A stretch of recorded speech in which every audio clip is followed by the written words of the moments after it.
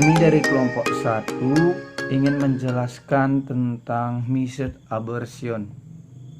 Pengertian dari method abortion ialah salah satu jenis abortus atau keguguran karena adanya kematian janin dalam rahim atau tidak terjadinya pertumbuhan dan perkembangan janin yang normal di dalam rahim. Etiologi.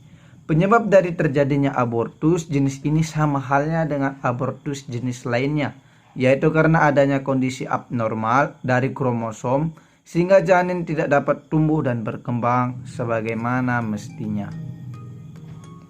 Gejala. Beda halnya dengan abortus lain. Gejala dari method abortion berbeda dengan yang terjadi pada umumnya. Tidak terjadi pendarahan per vagina, tidak terjadi kram perut bagian bawah ataupun tidak keluarnya jaringan dari janin. Hal ini disebabkan karena adanya plasenta yang sudah terbentuk di dalam rahim masih merelesi hormon kehamilan sehingga tanda kehamilan masih terus dirasakan oleh ibu yang mengalami method abortion. Terdeteksi melalui adanya cek rutin kehamilan dengan tidak terdeteksinya denyut jantung janin. Kondisi ini dapat terjadi pada trimester pertama dan kedua dari kehamilan dan paling sering terjadi adalah pada trimester kedua. Pemeriksaan fisik. Pemeriksaan fisik yang dilakukan pada kasus abortus adalah pemeriksaan tanda vital untuk memastikan stabilitas hemodinamik karena adanya perdarahan per vagina, serta pemeriksaan obstetri seperti perabaan tinggi pondus uteria, pemeriksaan bimanual spekulo, dan pemeriksaan denyut jantung janin. Diagnosa sesuai dengan namanya, keguguran terlewat atau tanpa gejala, lewat atau tanpa gejala. Ini pun akan terlihat saat Anda menjalani pemeriksaan kehamilan rutin melalui USG. Setelah itu, dokter akan memastikan apakah ada tanda-tanda perkembangan janin hingga memeriksa detak jantung. Alur pencarian kode diagnosa di ICD-10. Volume 3 ICD-10. Langkah-langkah mencari kode diagnosa method abortion adalah: yang pertama, menentukan lead term atau method abortion. Mencari di ICD-10 volume 3 abjad M. Ini adalah abjad M untuk kata method. Ini kata method. Kemudian mencari kata abortion pada garis datar 1, yaitu garis abortion pada datar 1 ya dengan kode 0O02.1. M1 ICD-10. Adapun pembuktian klarifikasi dan kodifikasi method abortion yaitu 0O0.1. Mencari di abjad volume 1 abjad O. Kemudian mencari O02, kemudian lihat di bawahnya ada kode O02.1 dengan method abortion. Berarti dapat disimpulkan bahwa O02.1 adalah kode diagnosa method abortion. Tindakan ICD-9 yang dilakukan yaitu laparotomi. Langkah-langkah menentukan kode tindakan laparotomi yaitu menentukan lead term laparotomi, mencari di ICD-9 abjad L, kemudian cari kata laparotomi. Ini kata laparotomi. Kode tindakan laparotomi adalah 54.19. Preeklemsia adalah suatu komplikasi kelainan berpotensi berbahaya yang ditandai dengan tekanan darah tinggi. Preeklemsia ini biasanya dimulai setelah usia kehamilan pada ibu hamil yaitu 20 minggu. Pada wanita yang tekanan darahnya telah normal, hal ini dapat menyebabkan komplikasi serius baik fatal bagi ibu maupun bayi. Adapun beberapa gejala yang ditandai, yang pertama, tekanan darah tinggi dan kelelahan, berat badan naik, mual, pembengkakan pada anggota gerak seperti lengan, tungkai, penglihatan kabur, serta sakit kepala. Pemeriksaan fisik utama untuk mendiagnosa preeklamsia adalah pengukuran tekanan darah. Batas tekanan darah yang memenuhi kriteria preeklamsia adalah sistolik lebih dari 140 mmHg atau distolik lebih dari 90 mmHg dalam 2 kali pengukuran dalam interval setidaknya 4 jam. Diagnosa preeklamsia dilakukan dengan yang pertama ultrasonografi, yang kedua tes urin, dan yang ketiga tes darah.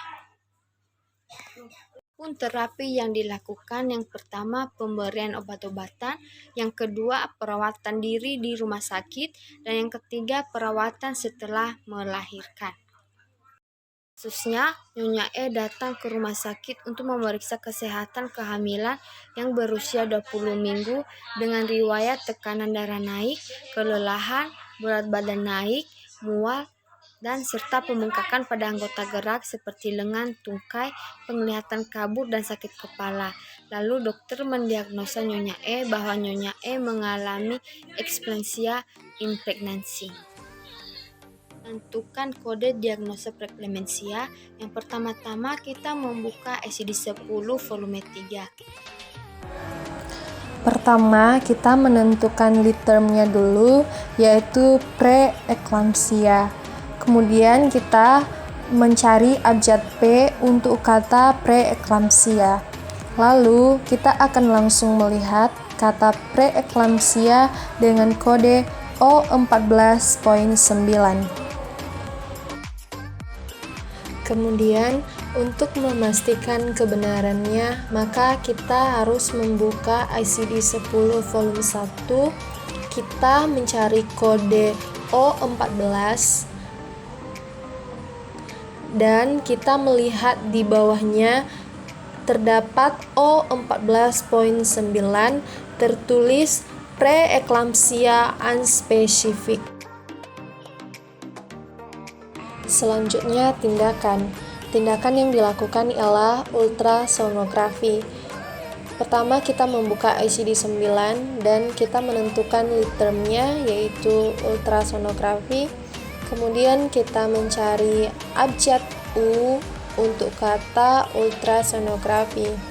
Kemudian kita mencari kata ultrasonografi dan kita akan langsung menemukan kode tindakan yaitu 88.76 dengan tertulis ultrasonografi abdomen.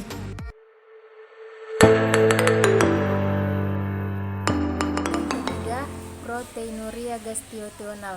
Proteinuria gestasional adalah kondisi tingginya protein pada urin pada ibu hamil karena ginjal tidak berfungsi secara normal, di mana terdeteksinya kadar protein dalam urin mengindikasikan adanya kebocoran protein dalam urin. Normalnya protein dalam urin tidak terdeteksi. Penyebab proteinuria gestasional, penyebabnya beragam, kerap kali berkaitan dengan gangguan ginjal. Alasannya karena ginjal tidak seharusnya menyaring zat sisa tidak berfungsi optimal sehingga urin mengandung protein. Klasifikasi dan kodifikasi proteinuria gestasional. ICD-10 volume 3. Tentukan lead term proteinuria, buka ICD-10 dan volume 3. Cari abjad P, temukan kata proteinuria. Kemudian lihat garis datar 1 di bawahnya terdapat kata gestasional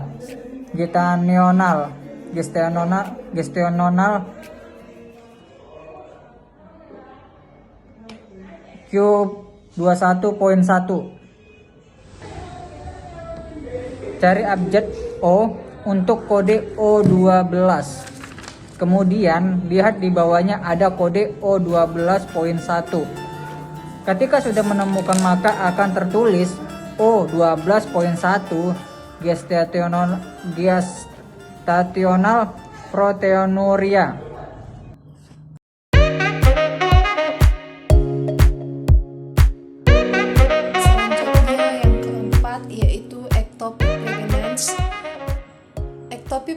pregnancy adalah kehamilan yang terjadi di luar rahim, tergantung lokasi menempelnya sel telur. Penyebabnya, kehamilan ektopik umumnya terjadi akibat kerusakan pada tuba falopi. Kerusakan ini membuat tuba falopi menyempit atau tersumbat, sehingga pergerakan sel telur ke rahim terhambat. Beberapa kondisi yang menimbulkan kerusakan pada tuba falopi adalah endometritis, penyakit radang panggul, gangguan keseimbangan hormon, kelainan bawaan lahir pada tuba falopi, dan terbentuknya jaringan parut akibat prosedur medis pada kandungan. Kemudian gejalanya, kehamilan pada tahap awal. Tanda awal kehamilan ektopik serupa dengan kehamilan biasa seperti mual payudara mengeras dan menstruasi terhenti. Sedangkan untuk tahap lanjut, penderita kehamilan ektopik umumnya mengalami nyeri perut dan perdarahan vagina. Kemudian klasifikasi dan kodifikasi ectopic pregnancy. Yang pertama ICD-10 volume 3. Untuk menentukan kode diagnosanya kita tentukan dulu lead termnya yaitu ectopic. Kemudian kita cari abjad E dan cari kata ectopic. Kemudian lihat garis datar 1 di bawahnya terdapat kata pregnancy dan kita telah mengetahui kodenya yaitu O00.9. Selanjutnya ICD-10 volume 1. Untuk menentukan kebenaran kode yang telah kita temukan, maka kita harus membuka ICD volume 1, cari abjad O untuk kode O00, kemudian lihat di bawahnya ada kode O00.9. Ketika sudah menemukan, maka akan tertulis O00.9 ectopic pregnancy unspecific. Lalu yang terakhir yaitu tindakan ICD-9. Tindakan yang dilakukan yaitu laparotomi. Untuk menentukan kode tindakannya, maka pertama kita menentukan lead termnya yaitu laparotomi.